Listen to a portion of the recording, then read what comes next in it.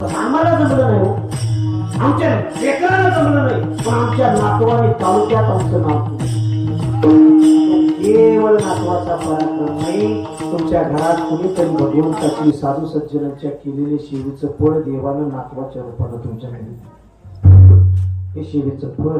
मग तुकोबारे म्हणतात बरोडे दी वाट.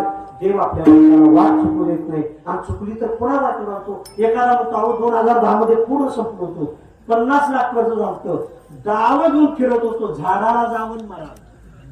पण एक दिवस स्टँडवर असा माणूस गाठ पडला, त्याने मला असं मार्गदर्शन केलं, आता 2026 ला पहिल्यापेक्षा तिप्पट चांगलं झाले. म्हणजे वाट चुकली तरी हाताला धरून पुन्हा वाटत उद्ध्वस्त जीवन झालेलं असलं तरी तुम्हाला वाटेवर आणण्याकरता कुणीतरी असतं, आणि त्याचं नाव आहे तुम्ही. म्हणून तुकोबारे म्हणतात बोलवणे देवाट धरुणी दाविनी. एवढं सगळं देव आपल्या भक्ताला जवळ घेतो, सागरासाठी कृपा करतो, त्याचा योगक्षेम पाहतो. उभ्या आयुष्यात त्याला वाम मार्गाला जाऊ देत नाही, एक पाऊल सुद्धा वाकडे टाकू देत नाही. खरा श्रीमंत या जगात कोण हो, ज्याचा वाम मार्गाला पाय पडत नाही तोच. अशी सेवा झालेली आहे. उद्या सकाळी ठीक 10 वाजता ज्ञानेश्वरी पारायणाची समाप्ती आहे.